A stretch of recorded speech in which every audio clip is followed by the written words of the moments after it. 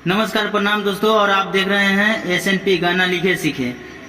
तो आइए देखते हैं एक बहुत ही प्यारा सा और साफ सुथरा सॉन्ग लिखा गया है। तो आइए इसे सुनते हैं। मुखरा है, बहुत अच्छा है, प्यारा है, पारिवारिक सॉन्ग है और हर जगह इस गाना को बजा सकते हैं, जो कि आप मुखरा देख रहे हैं। और डू इट है। तो सबसे पहले इसमें तो मुखरा में आप देख रहे हैं, तो इसमें आपको पता नहीं लग रहा है, बट अभी हम आपको बताते हैं। ये सॉन्ग है, गांव के छयलवन से घरवा में हमरा बता देले बा। तो दोस्तों, गांव के छयलवन से घरवा में हमरा बता देले बा।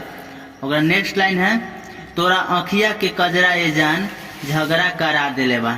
ठीक है, तो आइए, ये जो फर्स्ट लाइन है, गांव के छयलवन से घरवा में हमरा बता देले बा, तो वो लड़की गाएगी। और सेकेंड लाइन है, तोरा आँखिया के कजरा ये जान झगड़ा करा देले बा, ये लड़का गाएगा। डुएट सॉन्ग है। तो फिर नेक्स्ट में है, बाबूजी या भैया के कही हमके कुटवा देले बा, आ तोहरा आँखिया के कजरा ये जान झगड़ा करा देले बा। तो फर्स्ट में फिर इसमें लड़की गाएगी, बाबूजी या भैया के कही हमके कुटवा देले बा, और फिर लड़का गाएगा, तोरा आँखिया के कजरा ये जान झगड़ा करा देले बा। तो आइए देखते हैं, गा के बताते हैं। हा गाँव के छयलवन सा घरवा में हमारा बता देले बा। हा गाँव के छयलवन सा, ये जो है ये लड़की गाएगी, ठीक है ना, 2 बार गाना है। गाँव के छयलवन सा घरवा में हमारा बता देले बा, फिर लड़का गाएगा, तोरा आँखिया के कजरा ये जान झगड़ा करा देले बा। तोरा आँखिया के कजरा ये जान झगड़ा करा देले बा। फिर इधर में आके लड़की गाएगी, बाबूजी या भैया के कही के हमके कुटवा देले बा।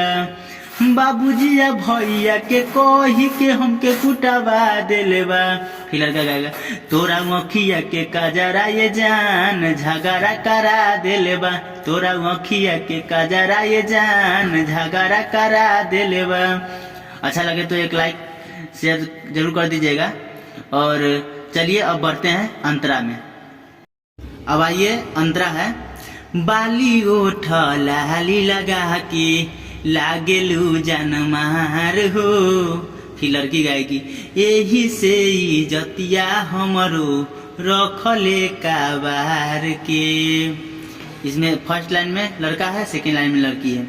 फिर से 2 बार गाएगा, बाली ओठ लाली लगा के लागेलू जनमार हो, यही से इज्जतिया हमरो रखले काबार के। फिर लड़की है, देखनी ह गइल काल्हे पापा जी के लगे धमका देले बा। देखनी ह गइल काल्हे पापा जी के लगे धमका देले बा।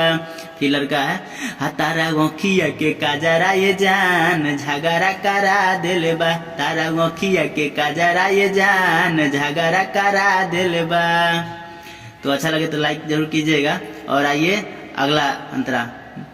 तो आइए दूसर का अंतरा है, कहे श्याम नितेश ये बबुनी चल तू संभल के। फिर लड़की गाएगी, केतना बताई देहाती तुहरा मुँह में लोगावा जल के।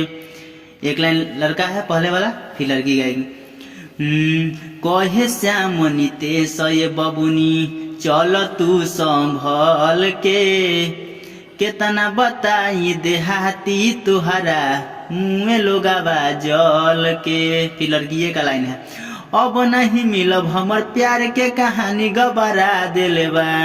अब नहीं मिलब हमर प्यार के कहानी गबरा देले बा। फिर लड़का गाएगा, तोरा आँखिया के कजरा ये जान झगड़ा करा देले बा।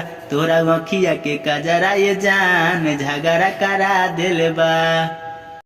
सॉन्ग अच्छा लगा हो तो लाइक ज़रूर कीजिएगा और सब्सक्राइब कर लीजिए, ताकि आने वाला अगला गाना आप ज़रूर देखिएगा। और अच्छे अच्छे आपको एक से एक मीटर लिखा हुआ मिलेगा। तो जय हिंद, जय भारत।